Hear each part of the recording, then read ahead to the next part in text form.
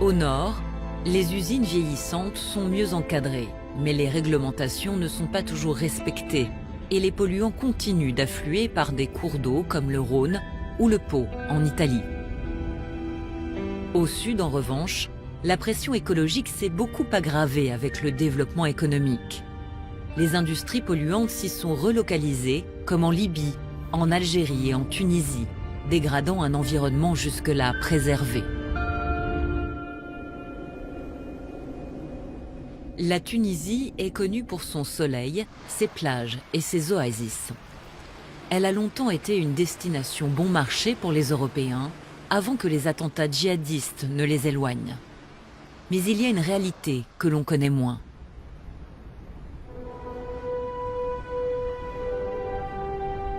Au sud du pays, à 80 km des plages de Djerba, le site industriel de Gabès exploite la principale ressource naturelle de la Tunisie, le phosphate.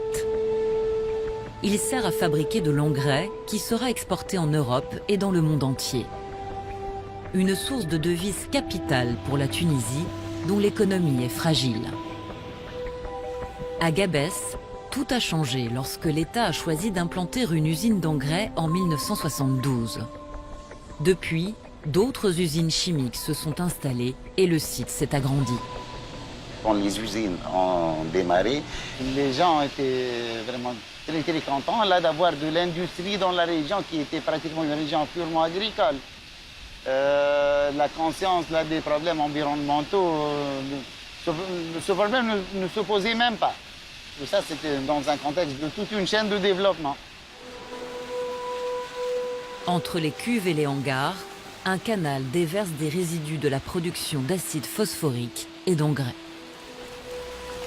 Ça, c'est le canal de décharge, dans lequel on rejette l'eau de refroidissement et le phosphogypse. J'aimerais bien ne pas être vu avec le phosphogypse.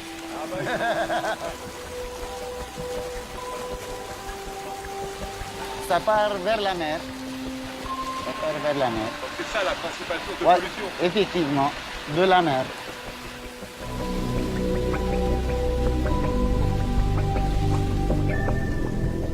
Le phosphogypse est le rebut de l'exploitation du phosphate. On y trouve des résidus de métaux lourds, de l'acide fluorhydrique, du soufre et de petites quantités de matières radioactives comme l'uranium ou le radium. Chaque jour, l'usine rejette 6000 tonnes de ce poison dans la mer sans aucun traitement via la plage de Chott et Salem. Située entre l'usine et la ville et bordée par une palmeraie unique sur la côte méditerranéenne, cette plage était un lieu de villégiature jusqu'à ce que la pollution en chasse les habitants. Amin est le fils d'une famille de pêcheurs.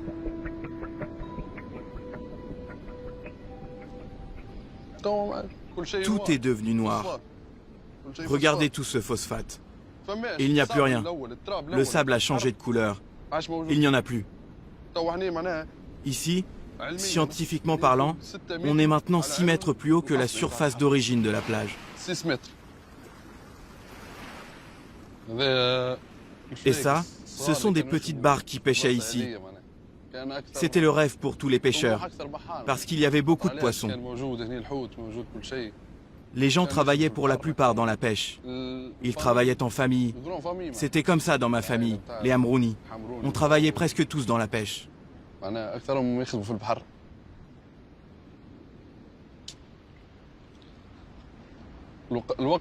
petit, j'y allais aussi. Tout le monde y allait à l'époque.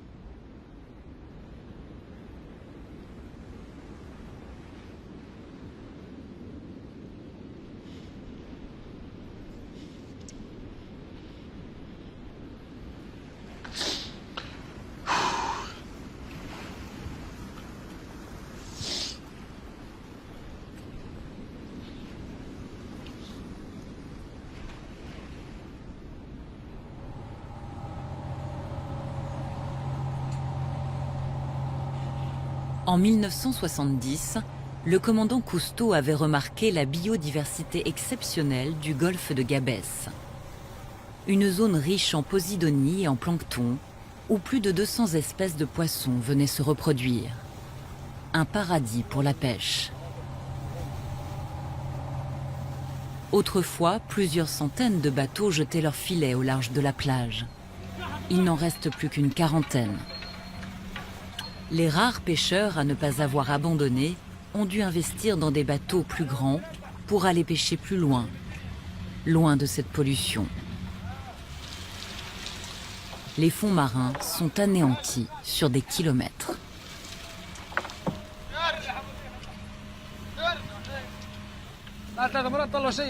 Là, avec ce qu'on a sorti, il y en a à peine pour nous. C'est nous qui allons le manger. Il y en a à peine pour 1 euro.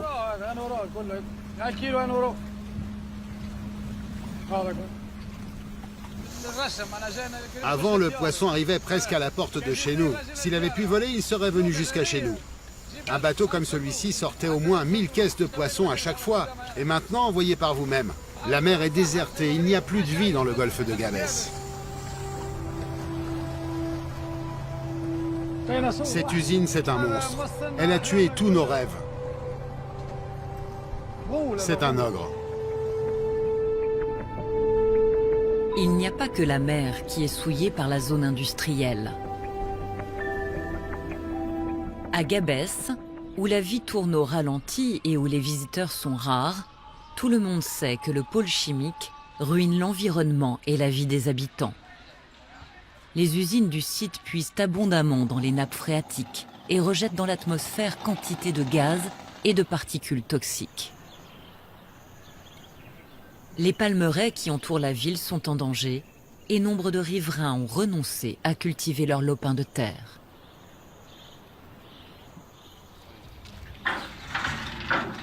Par nostalgie, Amine et sa mère continuent coûte que coûte à essayer d'y faire pousser quelques plantes. Ici, avant, c'était un endroit magnifique.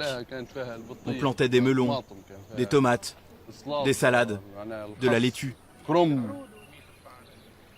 Saber, viens voir la catastrophe. Regarde ce grenadier. On l'a planté nous-mêmes. Et voilà ce qu'il devient. Ce figuier était couvert de feuilles vertes avant. Tout le feuillage est tombé. Les feuilles sont tombées? Oui, regarde-le. Voilà. Tous les ans, cet arbre était couvert de figues. On laboure la terre, on plante et tout, et dès que le vent conduit les gaz vers ici, tout le jardin meurt.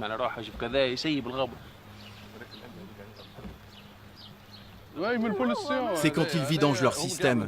Ils sortent de l'acide, du gaz. Du gaz qui nous brûle. Quand ça arrive, tu le sens. Tu sens la brûlure sur ta peau.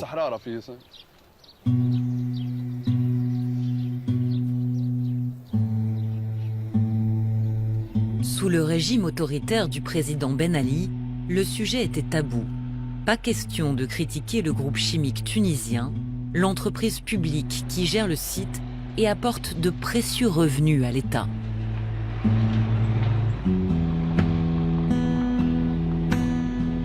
Depuis la révolution de 2011, rien n'a changé et l'usine procède régulièrement à des largages massifs de gaz toxiques, comme le montre cette vidéo amateur.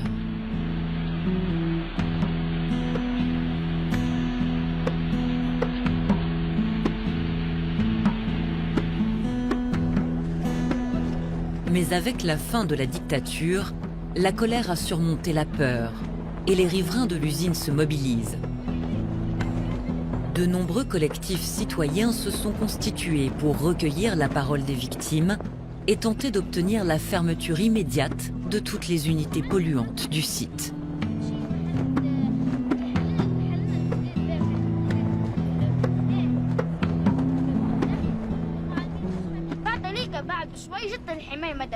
Les pompiers sont venus à l'école pour secourir ceux qui étaient malades dans la classe. Ils étaient 5 en tout. Nous, on n'avait pas le droit de sortir. L'institutrice a empêché l'air de rentrer. Elle a fermé les fenêtres et la porte. Mais l'odeur était toujours là. Et l'institutrice s'est étouffée. Elle est devenue très pâle. Et elle est tombée devant nous. Aujourd'hui, il y a beaucoup d'enfants qui naissent avec des malformations, des gens qui ont de l'ostéoporose, d'autres des cancers. Les gens souffrent de toutes sortes de maladies. L'été, les gens qui vivent près de l'usine ne peuvent même pas aérer leur maison. Ils doivent laisser les portes et les fenêtres fermées en permanence. Et on a des cas de décès, des gens qui en sont morts. C'est un crime. Ce n'est pas une situation sanitaire normale. Ce sont des crimes qu'on ne peut pas oublier.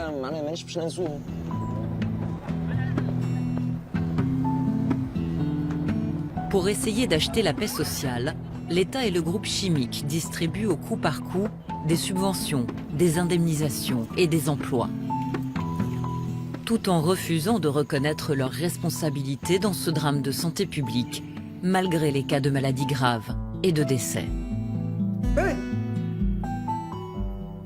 Pour la population, je dis, lorsqu'ils sont touchés par ces maladies, ils peuvent dire n'importe quoi. Et psychiquement, on comprend. Mais sur le plan purement scientifique, rien ne prouve cette relation dialectique entre l'environnement et la santé. Nous allons, oui, peut-être que nous n'avons pas poussé les recherches et les études, on va le faire. Les pouvoirs publics se réfugient derrière l'absence d'études scientifiques, alors que le problème perdure depuis des décennies. De plus, ils empêcheraient la recherche de la vérité en interdisant l'accès des hôpitaux aux curieux. Il y a des médecins qui ont essayé de travailler sur cette question avant et après la dictature. Mais ils ont été renvoyés ou mutés. Aujourd'hui, certains docteurs avouent à leurs patients que leurs maladies sont dues à la pollution et ils leur conseillent de quitter Gabès. Surtout ceux qui souffrent de troubles respiratoires. Mais ils refusent de délivrer des certificats qui prouveraient le lien avec la pollution.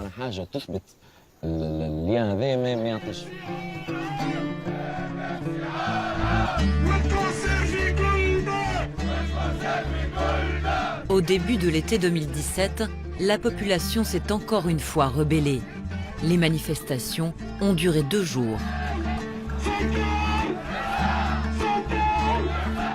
À l'origine de la colère, la promesse non tenue par le gouvernement de mettre fin au rejet de phosphogypse dans la mer.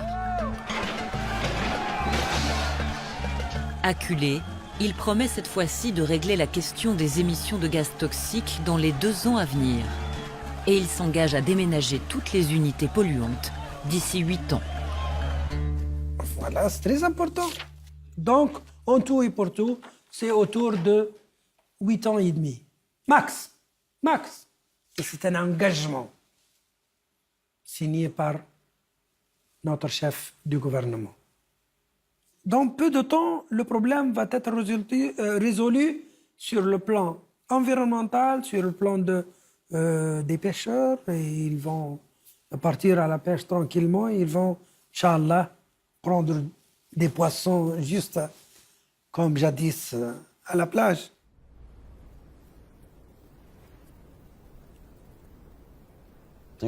Tout au long de ces dernières années, les promesses n'ont pas été tenues. Le calendrier n'a jamais été respecté. On veut des garanties et des dispositions qui engagent le gouvernement. Au-delà des promesses, c'est l'argent qui risque de manquer. Le déménagement des installations a été chiffré à 1,1 milliard d'euros. Le groupe chimique tunisien, qui traverse une crise majeure, a déjà annoncé qu'il ne pourra pas le financer seul, l'État non plus. Nous comptons sur nos amis européens, sur nos amis de la Méditerranée, sur l'Union européenne. J'en suis sûr que des dons vont être investis et fournis à la Tunisie pour ce projet-là. Je suis très optimiste.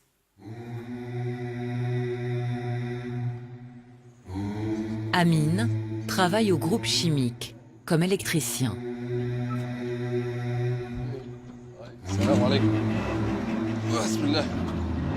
Plus de travail dans la pêche, ni dans l'agriculture. Le piège s'est refermé sur lui.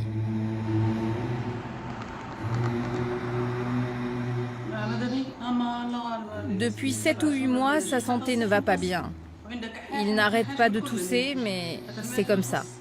Je ne veux pas qu'il y aille. On est détruit psychologiquement. Et on pense même pas à l'avenir, à savoir comment sera l'avenir. Tu vois le petit assis comme ça? Il est désabusé.